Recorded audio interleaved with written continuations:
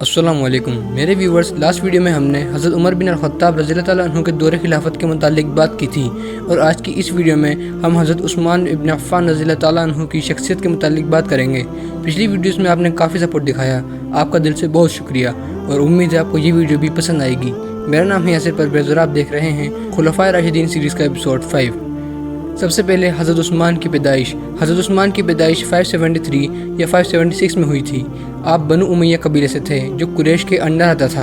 आपके वालिद का नाम अफ़्फ़ान इब्न अबी अल-आस था। हज़रत उस्मान के वालिद कम उम्र में ही फौत हो गए थे और वो काफ़ी जायदाद और अपना बिजनेस हज़रत उस्मान रज़ियल्लाहु ताला अन्हु के पास छोड़ गए थे। हज़रत उस्मान ने अपनी तिजारत को आसमानों तक उठा दिया और अरब के सबसे बड़े और सबसे अमीर ताजिरों में अपना नाम शुमार करवा लिया था। अब बात करते हैं कि हज़रत उस्मान की पर्सनैलिटी कैसी थी। हज़रत उस्मान की बातों में काफ़ी सिंपल लहजा नज़र आता था और वो दिखने में भी बहुत खूबसूरत थे और नबी अलैहिस्सलाम ने फरमाया कि हज़रत उस्मान हया को काफ़ी सीरियसली लिया करते थे। हज़रत उस्मान काफ़ी रईस थे लेकिन फजूल खर्ची बिल्कुल भी नहीं किया करते थे। अब बात करते हैं हज़रत उस्मान की क्वालिटीज़ की। मेरे व्यूवर्स, हज़रत उस्मान रज़ियल्लाहु ताला अन्हु की क्वालिटीज़ की तो क्या ही कहने। हज़रत उस्मान ने दौर जाहिलियत में भी हलाल तरीके से तिजारत की।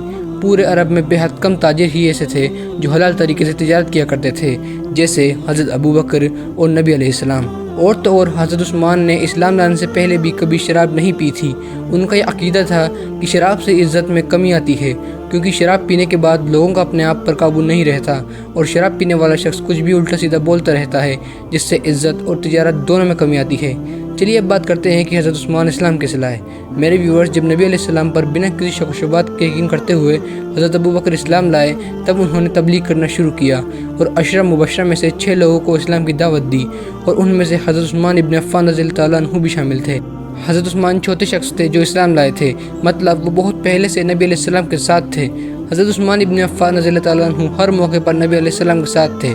हाँ, जंग ओहद में वो वापस आ गए थे क्योंकि अफवाह फैल गई थी कि अल्लाह के रसूल शहीद हो गए हैं। तो कुछ सहाबा किराम ने सोचा कि जब नबी ही नहीं रहे तो जंग कैसी, और हज़रत उस्मान वापस आ गए। लेकिन फिर ये आयत नाजिल हुई कि मोहम्मद तो नहीं मगर एक रसूल, और इनसे भी पहले कई रसूल आए, और अगर ये फौत हो जाएं या कत्ल कर दिए जाएं तो क्या तुम दीन से पीछे हट जाओगे? और अगर तुम ऐसा करोगे तो अल्लाह का कोई नुकसान नहीं करोगे और अल्लाह साबित कदम रहने वालों के साथ है। और फिर बाद में अल्लाह ने उन सभी सहाबा किराम को जो जंग ओहद से वापस आ गए थे उन्हें माफ़ कर दिया था। और जब अल्लाह अज़्ज़ व जल ने सबको माफ़ कर दिया था तो हमारी कोई औकात नहीं कि उनके बारे में कुछ भी कहें। मेरे व्यूवर्स, हज़रत उस्मान रज़ियल्लाहु ताला अन्हु ने न सिर्फ ताकत से बल्कि दौलत से भी नबी अलैहिस्सलाम की काफ़ी मदद की। हज़रत उस्मान इब्न अफ़्फ़ान रज़ियल्लाहु ताला अन्हु ने इस कदर दौलत इस्लाम के लिए खर्च की कि बस क्या ही कहा जाए। जब भी मौका लगता वो आगे आगे दीन इस्लाम के लिए दौलत खर्च करते। मैं आपको इसके मुतालिक एक किस्सा सुनाता हूँ। ये बात जब की है जब मुसलमान मदीना हिजरत कर गए थे और जिस खित्ते में वो आबाद थे वहाँ एक ही कुआं था और उस कुएं का मालिक एक यहूदी था और वो मुसलमानों से पानी के लिए बहुत ज़्यादा कीमत लिया करता था।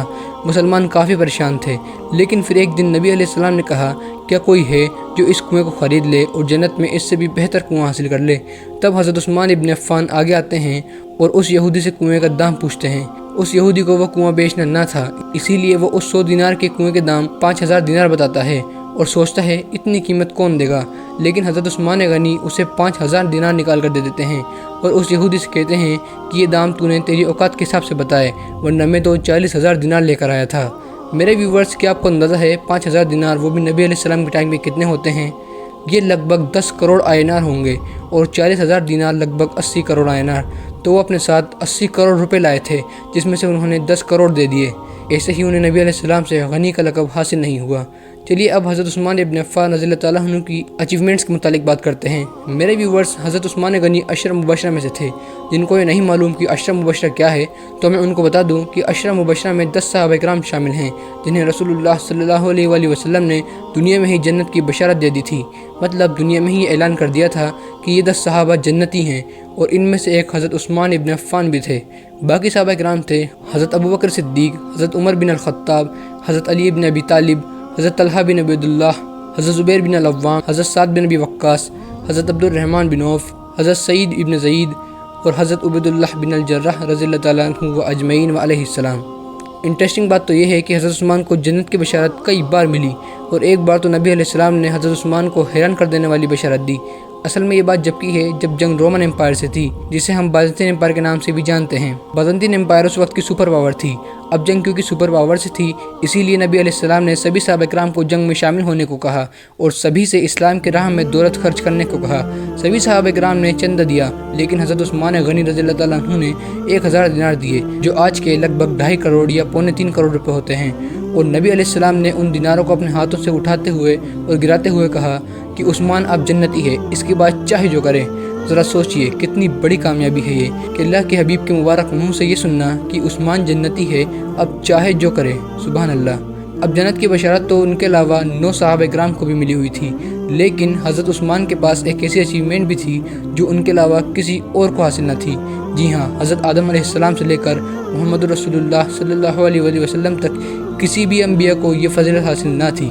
असल में हज़रत उस्मान ने अंबिया की 2 बेटियों के साथ निकाह किया था, एक नहीं 2 बेटियों के साथ, और इसीलिए उन्हें ज़ुन्नूरैन का लक़ब मिला। हज़रत उस्मान इब्न अफ़्फ़ान के अलावा किसी और शख्स ने किसी अंबिया की 2 बेटियों के साथ शादी नहीं की थी। उनकी और भी फजीलतों की बात करें तो वो तीसरे खुलफाए राशिदीन थे और रशीदुन के खिलाफत पर सबसे ज़्यादा खिलाफत हज़रत उस्मान गनी नहीं की थी। उन्होंने 12 साल खिलाफत की। उनके दौर में ही खिलाफत अपने पीक साइज पर थी। हज़रत उमर ने अपनी दौर की 2 सबसे ताकतवर रियासतों को तहस नहस कर दिया और उसके आगे खिलाफत को हज़रत उस्मान इब्न अफ़्फ़ान रज़ियल्लाहु ताला अन्हु ने फैलाया और उनके दौर में खिलाफत का साइज 6.4 मिलियन स्क्वायर किलोमीटर था। तो मेरे व्यूवर्स, ऐसे थे हज़रत उस्मान इब्न अफ़्फ़ान रज़ियल्लाहु ताला अन्हु। वो बेहद नेक और बहुत ज़्यादा आला तरीन सहाबा किराम में शामिल थे। इस वीडियो में हमने हज़रत उस्मान इब्न अफ़्फ़ान रज़ियल्लाहु ताला अन्हु की शान के छोटे से हिस्से के बारे में जाना। हज़रत उस्मान इतने नेक और अल्लाह की राह में इतनी दौलत खर्च करने वाले थे कि उन्हें कई बार जन्नत की बशारतें मिली। तो दोस्तों, ये थी आज की वीडियो। उम्मीद है आपको वीडियो पसंद आई होगी। अगर आपको ये वीडियो पसंद आई हो तो अल्लाह की राह में ज़्यादा से ज़्यादा खर्च करने की कोशिश कीजिएगा। मैं भी करूँगा। अल्लाह आपको सलामत रखे।